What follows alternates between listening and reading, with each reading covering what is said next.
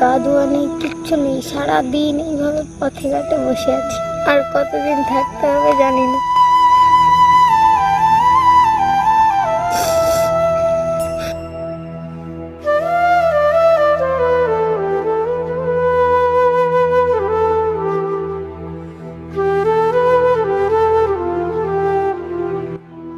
চোখে জল, মুখে চরম হতাশা।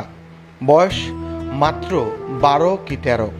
ঠাকুরগাঁ সীমান্তে বাংলাদেশ আর ভারতের মাঝখানের এক টুকরো শূন্যরেখায় বিগত 50 ঘন্টা ধরে আটকে আছে ষষ্ঠ শ্রেণীর শিক্ষার্থী রোজিনা আক্তার।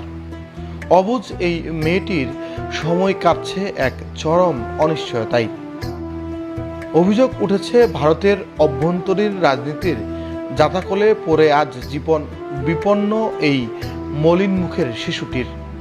যেন মুসলিম হয়ে জন্ম নেওয়াই তার সবচেয়ে বড় অপরাধ। ওখানে আমাকে মানে অনেকদিন ছিলাম, 5-7 বছরের মতো ছিলাম। ওখান থেকে মানে যে সরকার এসে ওনারা বললো যে তোমরা বাংলাদেশি যে মুসলিম আছো তোমাকে দেশে তোমরা চলে যাও। আমরা এসে হাকিমপুর বর্ডারে স্যালেন্ডার হয়েছিলাম। ওখান থেকে আপনার এই বিএসএফ পুলিশের কাছে দিয়েছিল, সে পুলিশের থেকে আমাকে এইখানে। নির্বাচনের পর থেকেই সেখানে শুরু হয় নির্যাতন, আর তারই ধারাবাহিকতায় বেছে বেছে মুসলিমদের ঠেলে দেওয়া হচ্ছে বাংলাদেশের সীমান্তে। ঠাকুরগাঁয়ের হরিপুর উপজেলার মশালগাঁও সীমান্ত, এখানেই ভারতীয় সীমান্তরক্ষী বাহিনী বিএসএফের জোরপূর্বক পুশিনের শিকার হয়েছেন 11 জন মানুষ। প্রায় 2 দিনের বেশি সময় ধরে খোলা আকাশের নিচে কাটছে তাদের অমানবিক আর করুণ জীবন। আমার আব্বু আছে, আমার ভাই আছে, আমার মা আছে, আর আমার একটা দিদি আছে। চাই আমাদের দেশের বাড়ি আমাদেরকে পাঠিয়ে দিই। ভুক্তভোগীরা জানান, ভারতীয় আইনশৃঙ্খলা বাহিনী তাদের আটকে রেখে দীর্ঘ 12 দিন বিভিন্ন সীমান্ত এলাকায় ঘোরানোর পর শেষ পর্যন্ত এই ঠাকুরগাঁ সীমান্তে এনে ছেড়ে দেয়। নিজের ঘরে ফিরতে চাইলেও আইনি জটিলতায় আজ তারা বন্দী 2 দেশের মাঝখানের এক টুকরো জমিতে। অনাহার, অধ্যাহার আর তীব্র উৎকণ্ঠায় কাটছে প্রতিটি মুহূর্ত। জানা গেছে, গত শুক্রবার ভোর 3:30টার দিকে নারী, পুরুষ ও শিশুসহ এই 11 জনকে বাংলাদেশে ঠেলে দেওয়ার চেষ্টা করে ভারতীয় সীমান্তরক্ষী বাহিনী বিএসএফ। তবে বাংলাদেশের সীমান্তরক্ষী বাহিনী বিজিবি তাৎক্ষণিক এই অবৈধ পুশিন প্রতিহত করে। ফলে 2 দেশের মধ্যবর্তী শূন্যরেখায় অবস্থান নিতে বাধ্য হন তারা।